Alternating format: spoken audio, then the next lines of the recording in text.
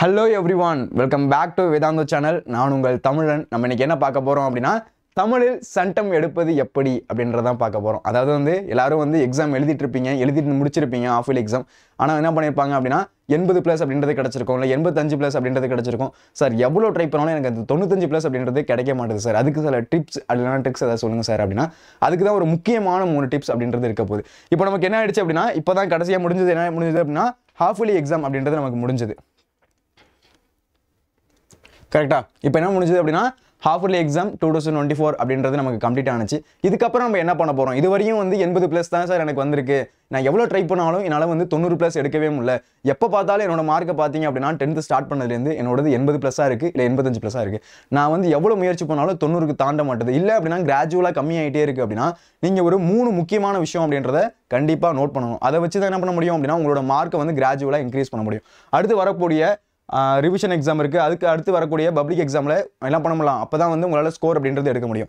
இப்போ நமக்கு நடந்து முடிஞ்ச எக்ஸாம்ல பாத்தீங்க அப்படின்னா உங்களோட மார்க்ஸ் அப்படின்னு பாத்தீங்கன்னா கிட்டத்தட்ட 80% பேருக்கு எவ்வளவு மார்க் இருக்கும் அப்படின்னா 80+ அப்படின்றது இருக்கும். ஆனா அதை தாண்டி உங்களால மார்க் எடுத்துக்க முடியுமா அப்படின்னா முடிஞ்சிருக்காது. ஆனா உங்க கிளாஸ்ல இருக்கக்கூடிய ஒரு 20% பேர், அதாவது 20% பேர் பாத்தீங்க அப்படின்னா 90+ அப்படின்றது அசால்ட்டா எடுத்திருப்பாங்க. அவங்களோட மார்க் அப்படின்றதும் அதிகமா இருக்கும். எப்பொழுதும் அவங்களோட கொஸ்டின் பேப்பர் வாங்கி பாத்தீங்க, இல்ல ஆன்சர் ஷீட் வாங்கி பாத்தீங்க அப்படின்னா அவங்களோட மார்க் எப்பயுமே எப்படி இருக்கும் அப்படின்னா கண்டிப்பா ஒரு 90+ இல்ல 95+ அப்படின்னு இருக்கும். அவங்க ஃபாலோ பண்ணக்கூடிய ஒரு 3 விஷயம் அப்படின்றத நீங்க ஃபாலோ பண்ணாம இருக்கலாம்.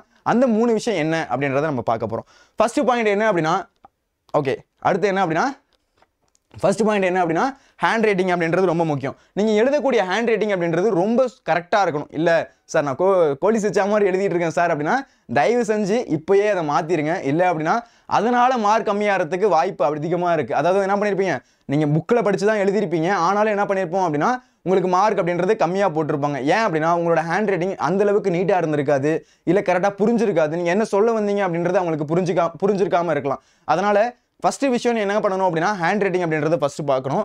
அதுக்கடுத்து பேப்பர் பிரசன்டேஷன். ஓகேவா? அதுக்கடுத்து பார்க்க வேண்டியது பேப்பர் பிரசன்டேஷன் அப்படின்றது எப்படி இருக்கணும் அப்படின்னா கரெக்டா ஆன் பாயிண்ட்ல இருக்கணும். அதாவது நீனும் உங்க கிளாஸ்லயே நடந்திருக்கலாம். என்ன அப்படின்னா நீங்களும் எழுதிருப்பீங்க, அதே கண்டென்ட் தான் எழுதிருப்பீங்க, உங்க ஃப்ரெண்டும் அதே கண்டென்ட் தான் எழுதிருப்பாரு.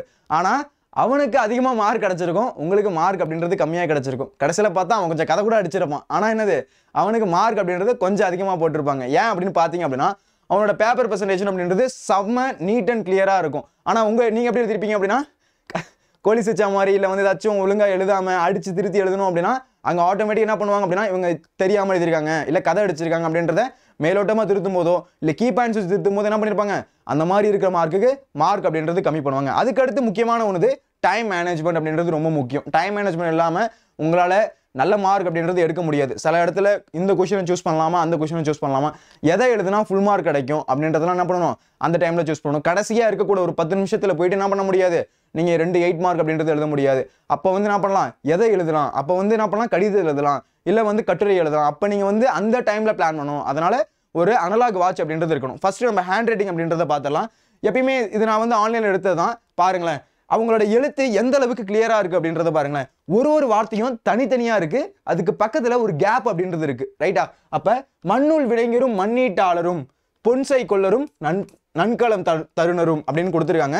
ஆனா அவங்களோட வார்த்தை எப்படி இருக்கு பாருங்களேன், ரொம்ப தெளிவா நீட்டா ஒவ்வொரு வார்த்தைக்கு நடுவுல ஒரு கேப் அப்படின்றது இருக்கு. அப்ப நீங்க எழுதினாலும் இந்த மாதிரி தான் எழுதணும். அதுக்கு என்ன பண்ணக்கூடாது, இந்த கோலி சிச்சா மாதிரி ரொம்ப கிறுக்கி எழுதக்கூடாது. அதனால இதுவரையும் வரல சார், எனக்கு இதுவரையும் நான் அந்த மாதிரி எழுதல அப்படின்னா தயவு செஞ்சு இப்பயாச்சும் மாத்துங்க.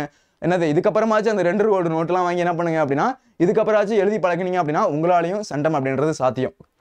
அடுத்து பாத்தீங்க அப்படின்னா பேப்பர் பிரசன்டேஷன் அப்படின்றது முக்கியம். இதுல என்ன சார் பிரசன்டேஷன்ல என்ன சார் இருக்கு, எப்படி சார் நான் பேப்பர் பிரசன்டேஷன் பண்றது அப்படின்னா ஃபர்ஸ்ட் பாயிண்ட் எப்பயுமே ஒரு ஹைலைட் பாயிண்ட் எழுதுறீங்க அப்படின்னா அதுக்கு தனி கலர் இருக்கணும், இல்ல அட்லீஸ்ட் அதுக்கு ஒரு அடிக்கோடாச்சு இருக்கணும். அதாவது என்ன பண்ணிருக்கணும், இப்போ இந்த வார்த்தையை பாருங்களேன், பாவலேறு பிரிஞ்சுனா இயற்பெயர் துறைமாணிக்கம் அப்படின்னு இருக்கு.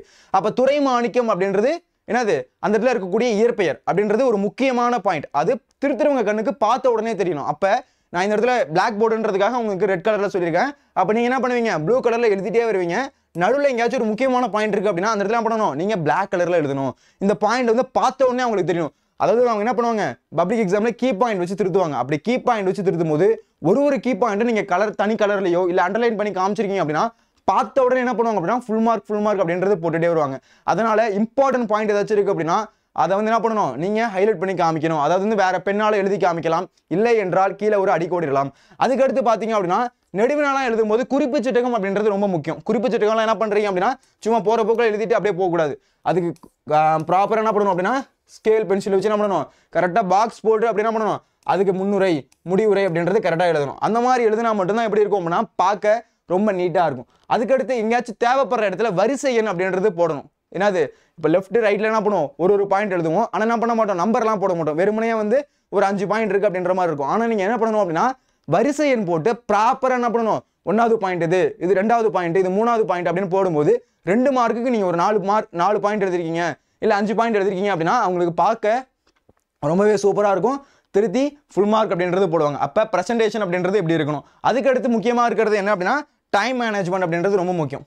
எல்லாருமே என்ன பண்ணியிருக்கணும் அப்படின்னா ஒரு அனலாக் வாட்ச் அப்படின்றது கண்டிப்பாக நீங்கள் வாங்கி வச்சிருக்கணும். ஓகேவா, ஃபர்ஸ்ட் என்ன பண்ணணும், ஒரு அனலாக் வாட்ச் அப்படின்றது நீங்கள் வாங்கி வச்சிருக்கணும். அந்த அனலாக் வாட்சில் என்ன பண்ணணும், நீங்கள் ஒரு கொஸ்டின் எழுதும் போதும் ஃபர்ஸ்ட் கொஸ்டின் எழுதுறீங்க அப்படின்னா இப்போ எவ்வளோ டைம் ஆகுது, எந்த டைமுக்குள்ள நான் அந்த கொஸ்டினை முடிக்கணும், எந்த டைமுக்குள்ள நான் இந்த அடுத்த கொஸ்டின் போயிருக்கணும், எந்த டைமுக்குள்ள நான் அடுத்து சிறுவினா முடிச்சிருக்கணும், எந்த டைமுக்குள்ள நான் நெடுவினா முடிச்சிருக்கணும் அப்படின்ற மாதிரி பிளான் பண்ணி இந்த டைம்ல நான் இதை முடிச்சிருப்பேன், இந்த டைம்ல நான் இதை எழுதி முடிச்சிருப்பேன், கடைசியாக ரீசெக் பண்ணுறதுக்கு கடைசியாக ஒரு 10 நிமிஷம் வச்சிருப்பேன் அப்படின்ற மாதிரி என்ன பண்ணணும், எக்ஸாம் போகிறதுக்கு முன்னாடி நீங்கள் ப்ரீ பிளான் பண்ணிட்டு போகணும். இதெல்லாம் பண்ணீங்க அப்படின்னா கண்டிப்பாக சொல்கிறேன், ஆக்சுவலாக நார்மலாக என்ன பண்ணியிருப்பீங்க, நீங்கள் படித்ததை சூப்பராகவே எக்ஸாமில் எழுதிருப்பீங்க. ஆனால் எழுதுறதுல இருக்கிறது தான் மிஸ்டேக். அதாவது என்னது, இந்த பேப்பர் ப்ரெசன்டேஷன் ஒழுங்காக பண்ணியிருக்க மாட்டீங்க, இல்லை அப்படின்னா அந்த எழுத்து அழகாக இருந்திருக்காது, ஒரு நீட்டாக இருந்திருக்காது. அதுக்கடுத்து என்னது டைம் இல்லாமல் சில இடத்த கொஷினை விட்டு வந்திருப்பீங்க. அதாவது என்னது எக்ஸாம் முடிச்சுட்டு வெளில வந்தோடனே சொல்லுவீங்க, டே டைம் இல்லடா, இல்லைனா 2 கொஷின் எக்ஸ்ட்ரா எழுதிருப்பேன், இல்லைனா ஒரு கொஷின் எக்ஸ்ட்ரா எழுதிருப்பேன்டா, அதுதான் மார்க் போயிடுச்சு அப்படின்னா. அப்போ இந்த 3 பாயிண்ட் எனக்கு தெரிஞ்சு மேஜராக நம்ம மிஸ் பண்ணக்கூடிய மார்க் அப்படின்றது இந்த 3 பாயிண்ட்.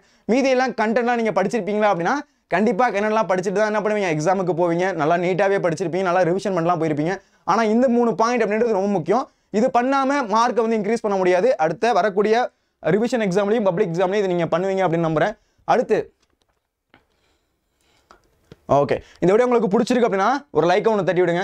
இதுக்கு நீங்கள் பண்ணணும் அப்படின்னா என்ன பண்ணணும், கீழே கமெண்ட்டில் 95+ அப்படின்றத கீழே கமெண்ட் பண்ணுங்கள். உங்களாலையும் முடியும் அப்படின்றதுக்காக 95+ அப்படின்றத கீழே கமெண்ட் பண்ணுங்கள். இந்த வீடியோ உங்களுக்கு பிடிச்சிருக்குன்னா ஒரு லைக்கை ஒன்று தட்டி விடுங்க.